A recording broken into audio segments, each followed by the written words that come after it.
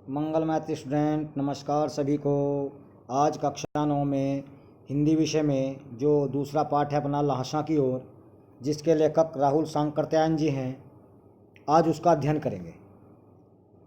राहुल सांकृत्यायन जी का जन्म उत्तर प्रदेश के आजमगढ़ ज़िले में एक गांव है पंधा, वहाँ पर हुआ था। इनके जो बचपन का नाम है वो केदार पांडे है। 1930 में ये श्रीलंका की यात्रा पर गए और वहाँ पर उन्होंने बौद्ध धर्म स्वीकार कर लिया। तब से इनका नाम राहुल सांकृत्यायन पड़ गया और वो सभी लोग उन्हें उसी नाम से पुकारने लगे। इनकी जो शिक्षा हुई वो काशी, आगरा और लाहौर में हुई।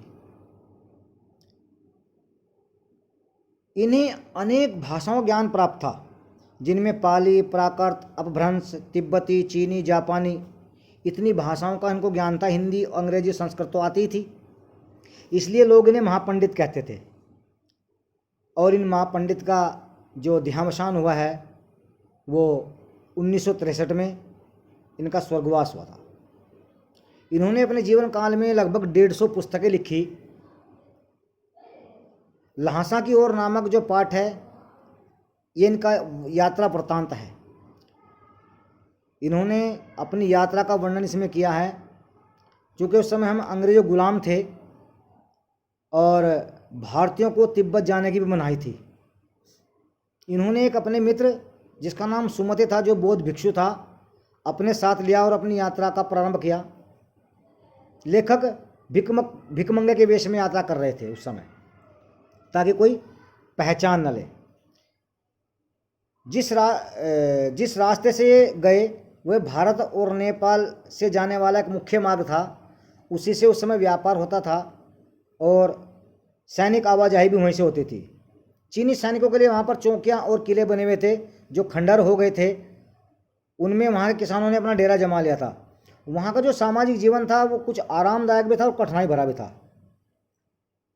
वहाँ ऊंच नीच, छुआछूत, पर्दा प्रथा बिल्कुल नहीं थी। वहाँ पर किसी को भी घर में ठहरने की इजाज़त थी।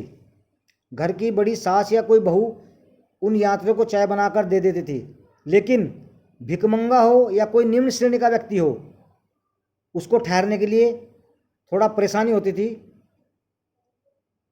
और लोग जो वहाँ के थे वो शाम के समय छड़ पी करके इतने मदमस्त हो जाते थे कि उनको यही पता नहीं रहता था कि वो कहाँ हैं। इसलिए वह लोगों का आदर सत्कार बहुत कम किया करते थे। छड़ एक नशीला पदार्थ होता है जिसको पी करके वहाँ के लोगों को अपना होश ही नहीं रहता था।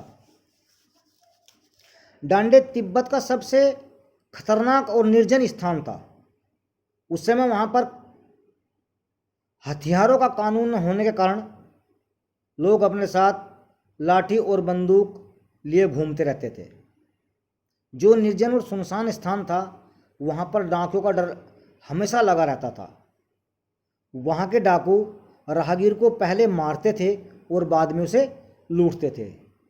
इसलिए लेखक भिकमंगे वेश में तो था ही, जब भी उन्हें कोई अनजान अपरिचित व्यक्ति दिखाई देता तो लेखक अपनी टोपी उतार करके भिक्षा मांगने का नाटक करने लगते। चूंकि वे भिखारी वेश में थे तो उन्हें चोरों का, डाकों का इतना डर भी नहीं रहता था। धीरे धीरे आगे चलते रहे। वहाँ से जो सबसे ऊंचा स्थान था डांडे, जहाँ उनके देवताओं का निवास था, वहाँ पर चढ़ाई थी लगभग 16,000 फीट। लेखक थक गया था तो लेखक ने सुमति से कहा कि घोड़े किराए पर ले लेंगे। तो सुमति ने 2 घोड़ों का प्रबंध कर दिया और वो घोड़ों पर बैठकर चल दिए। वहाँ के जो डांडे के देवता थे, जो सबसे ऊंचे स्थान पर थे, उनको पत्थरों से, जानवरों के सींगों से और रंगीली झाड़ियों से खूब सजाया जाता था। अगले दिन जब उनका उतरने का समय आया तो लेखक का घोड़ा बहुत धीरे धीरे चल रहा था, बड़ा सुस्त था, वो थक भी गया था, इसलिए लेखक थोड़ा पीछे रह गया और सुमति थोड़ा आगे आ गया। एक जगह दो रास्ते निकल रहे थे, तो लेखक का घोड़ा जो कि बहुत थका हुआ था गलत रास्ते पर निकल गया। लगभग 1-1.5 मील आगे चलने के बाद लेखक को आभास हुआ, कुछ लोग मिले होंगे, उनसे पूछ लिया तो उसे पता चला कि भी हाँ मैं गलत रास्ते पर आ गया हूँ। तो फिर वह पीछे आया। उधर सुमति इंतजार कर रहा था, वह गुस्से से बड़ा लाल पीला हो रहा था। परंतु लेखक ने जब उन्हें बताया कि ऐसी ऐसी समस्या हो गई थी, तब लेखक थोड़ा शांत हुआ। लेखक ने 3-4 भी चाय भी पी ली थी, और जब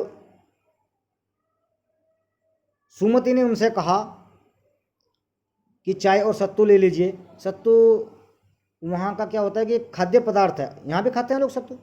और थुक्पा, ये भी वहाँ का खाद्य पदार्थ है। देखिए वहाँ की जो ज़मीन थी वो जागीरदारों में बटी हुई थी,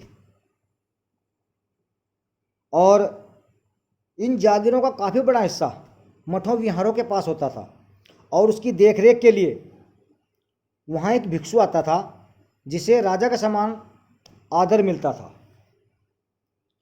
लेखक और सुमति शेखर विहार पहुँचे। शेखर विहार के मुखिया को, जो एक भिक्षु होता था, नमसे भी कहते थे, बड़ा ही भद्र व्यक्ति था वह। लेखक चूँकि लेखक भिखमंगे वेश में था, भिखमंगे वेश में होने कारण भी उस भिक्षु ने, जिसको राजा का समान आदर मिलता था, उसको वहाँ नमसे कहते थे। उन्होंने बड़े ही स्नेह से, बड़े ही प्रेम से उनका आदर सत्कार किया, उनसे बातचीत की।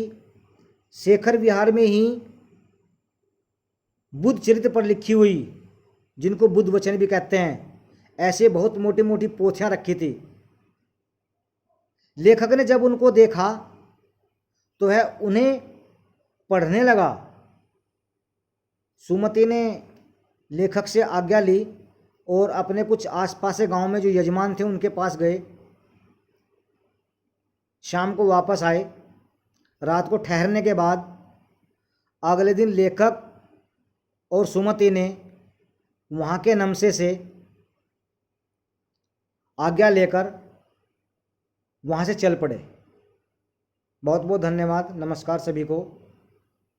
इस पाठ के जो लेखक है राहुल सांकृत्यायन जी, उनका जीवन परिचय और शब्दार्थ की मैं PDF फाइल बनाकर आपको भेज दूंगा। आप अपनी नोटबुक में साफ साफ तथा स्वस्थता से उनको लिख लीजिएगा। बहुत बहुत धन्यवाद, नमस्कार सभी।